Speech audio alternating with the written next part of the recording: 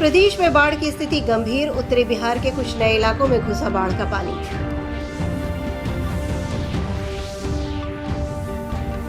प्रदेश में टीकाकरण का काम तेजी से जारी, बाढ़ की आशंका वाले क्षेत्रों में प्राथमिकता के आधार पर किया जा रहा है टीकाकरण। डीडी बिहार पर 28 जून से पहली से 5वीं कक्षा तक के विद्यार्थियों की लगेगी पाठशाला।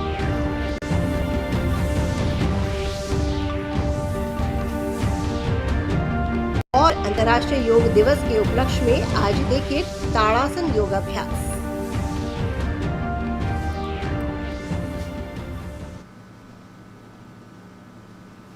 नमस्कार, स्वागत है आपका इस बुलेटिन में। अभी तक की खबरों के साथ मैं अंशु अवस्थी।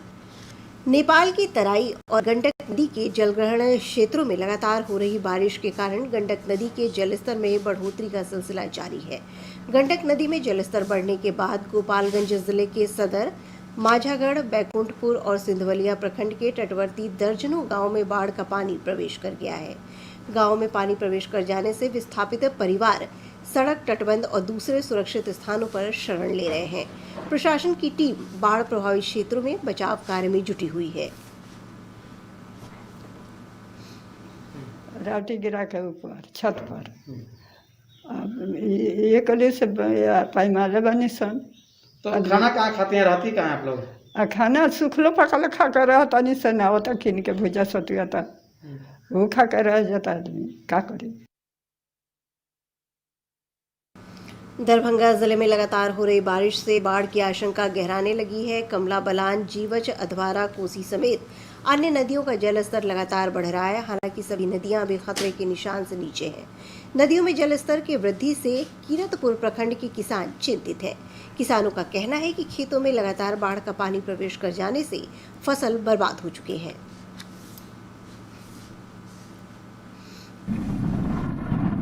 कुछ नहीं मिला है अभी तक, हम लोग को तो कुछ जानकारी भी नहीं है जो सरकार क्या कर रहा है, नहीं कर रहा है। फसल तो आज 1 महीना से मकई का, मूंग का फसल, ये सब तो बरसात नहीं टिकने वाला है, न पानी टिकने वाला है। नीचा जमीन में हम लोग बसे हुए हैं, कोसी तटबंध के भीतर में है। पूरब भी बांध है, पश्चिम भी बांध है, बीच में बसे हुए हैं। हम लोग का तो कोई सहारा ही नहीं है।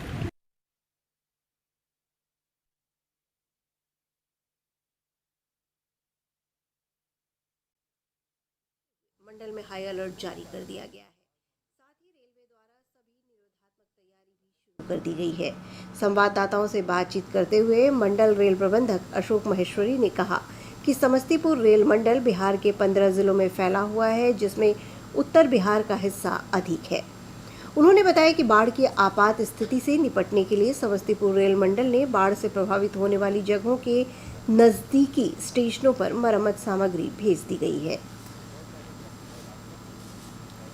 और इसमें खासकर उत्तर बिहार काफ़ी संवेदनशील स्थान है, जहाँ पर बाढ़ का प्रकोप सबसे पहले होता है जब नेपाल की तरफ से पानी आने लगता है। इसके लिए हमने पूरी तैयारी कर ली है। जो हमें मानसून के दौरान सामान की जो आवश्यकता पड़ती है, जो इमरजेंसी मटेरियल जैसे कि बोल्डर्स हैं, स्टोन डस्ट है, एम्प्टी सीमेंट बैग्स हैं, साल बल्ला है, इनकी क्वांटिटी जो हमें चाहिए उससे हमने ज़्यादा ही क्वांटिटी प्रोक्योर करके रखी है। कटिहार जिले में 274 किलोमीटर तटबंध की निगरानी अब ग्रामीणों को सौंप दी गई है। संबंधित गांव के लोग रेनकट और रैट होल को चिन्हित कर इसकी जानकारी विभागीय अभियंताओं को देंगे। कटिहार के अपर समाहर्ता विजय कुमार ने बताया कि बांध और तटबंध पर नियुक्त होने वाले स्थानीय श्रमिकों को न्यूनतम मजदूरी भी दी जाएगी। 28 जूनियर अभियंताओं को भी तटबंधों की निगरानी के लिए लगाया गया है। तटबंधों के जो निगरानी है, सतत निगरानी करने के लिए, और जो बारिश हो रही है इसमें रेनकट जो हो रहे हैं उसको ध्यान में रखते हुए डिस्ट्रिक्ट मजिस्ट्रेट सर की ओर से अनुमंडल में एसडीओ, डीसीएलआर, सर्किल ऑफिसर और बीडीओ और संबंधित डिवीजन के सिविल इंजीनियर को इंस्ट्रक्शन दिया गया और नियमित रूप से तटबंधों का निरीक्षण कर रहे हैं। और समय समय पे जहाँ पे रेनकट की सूचना आ रही है या जहाँ पे रेड पुल्स होते हैं, चूहे के द्वारा जो बिल बनाया जा रहा है, उसको निगरानी करने के लिए अभी प्रस्ताव है कि हर 10 किलोमीटर पर संबंधित विभाग के जेई का डिप्टेशन होगा। इसके अलावा जो मुजफ्फरपुर जिले में बाढ़ की आशंका से ग्रामीणों में दहशत व्याप्त हो गई है। गंडक नदी में जल स्तर बढ़ जाने से दर्जनों पंचायत के लोग गांव से निकलकर सुरक्षित स्थान पर पहुंच गए हैं। गांव में पानी प्रवेश कर जाने से आम जीवन के साथ ही साथ ग्रामीणों के समझ मवेशियों के चारे और उनके रखरखाव की समस्या बढ़ गई है। संवाददाताओं से बातचीत करते हुए एसडीओ पश्चिमी अनिल कुमार ने कहा कि बाढ़ प्रभावित क्षेत्रों में राहत कार्य को लेकर जिला प्रशासन पूरी तरह से मुस्तैद है। एक चांद केवाड़ी पंचायत में है, सोहासी गांव है। वहाँ करीब 75-80 लोग थे जो प्रभावित थे।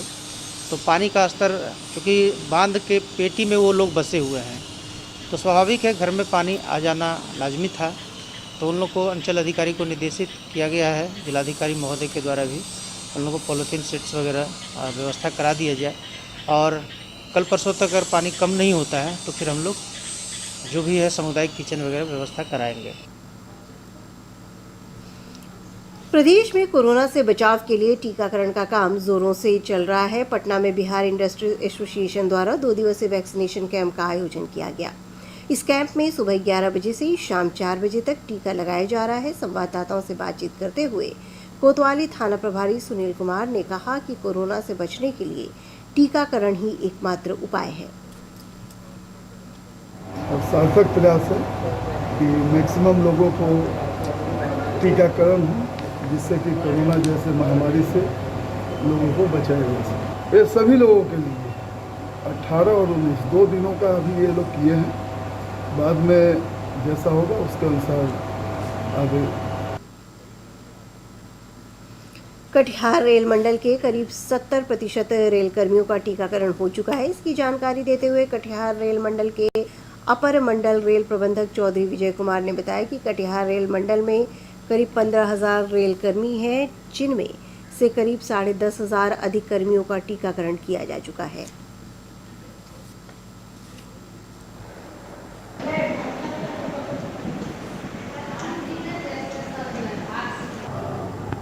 कटिहार डिवीजन का जितनी स्टाफ है उसमें करीब 70% का वैक्सीनेशन हम लोग करवा दिए हैं। उसमें जहां परमानेंट वैक्सीनेशन हमारा कटिहार में 3 है, Katihar railway hospital, new Jalpaiguri railway hospital, Kindaria railway hospital. इसके अलावा हम स्टेशन में जाकर के स्पेशल कैंप 14 स्टेशन में लगा के स्टाफ को वैक्सीनेट। केंद्रीय गृह राज्य मंत्री नित्यानंद राय ने आज वैशाली सदर अस्पताल में बनाए गए पीकू वार्ड का निरीक्षण किया। उन्होंने पीकू वार्ड में बनाए गए अतिरिक्त बेडों की स्थिति के बारे में जानकारी ली। साथ ही उन्होंने अस्पताल परिसर में निर्माणाधीन ऑक्सीजन गैस प्लांट का भी जायजा लिया। संवाददाताओं से बातचीत करते हुए सदर अस्पताल की व्यवस्था पर संतोष जाहिर किया और कहा कि अस्पताल के पीकू वार्ड में बेड की संख्या 10 से बढ़ाकर 25 कर दी गई है। आगे इसकी क्षमता में और वृद्धि की जाएगी। आवश्यकता के अनुसार काम प्रगति पर है। पीकू जो पहले से यहाँ स्थापित था उससे अतिरिक्त बेड बढ़ाए जा रहे हैं और 25 पीकू बेड की व्यवस्था हो गई है। इसमें प्रयास किया जा रहा है कि कुछ और बढ़ जाए। जो यहाँ अब नए भवन तुरंत बनाकर पीकू बनाने में, क्योंकि जो अनुमान लगाया जा रहा है उस हिसाब से नहीं बन सकता है, लेकिन इस कैंपस में और अधिक पीकू वार्ड बढ़ाने का प्रयास सीएस साहब कर रहे हैं। इस बुलेटिन का सीधा प्रसारण आप हमारे YouTube channel DD news Bihar पर देख सकते हैं। इसके अलावा ट्विटर और फेसबुक पेज पर भी ताज़ा तरीन समाचार और सूचनाएं उपलब्ध है। हमारे YouTube चैनल तक पहुंचने के लिए अपने मोबाइल से स्क्रीन पर दिखाए जा रहे QR कोड को स्कैन करें और DD बिहार से प्रसारित होने वाले समाचार देखें। बेगूसराय जिले में स्थित NTPC बरौनी की यूनिट संख्या 9 ने अपने 72 घंटे के ट्रायल रन को सफलतापूर्वक पूरा कर लिया है। यूनिट 9 के वाणिज्यिक विस्तार के साथ बिहार की बिजली क्षमता में 250 मेगावाट की बढ़ोतरी होगी। केंद्रीय बिजली घरों से बिहार को औसत दैनिक आवंटन की करीब 70% बिजली की आपूर्ति NTPC करता है। NTPC बरौनी से प्रतिदिन करीब 4 से 4,500 मेगावाट बिजली बिहार को मिलती है। दूरदर्शन बिहार पर 28 जून से पहली से 5वीं कक्षा तक के विद्यार्थियों की पाठशाला लगेगी। 6ठी से 12वीं तक के विद्यार्थियों के लिए अभी सुबह 9 से 12 बजे तक कक्षा चल रही है।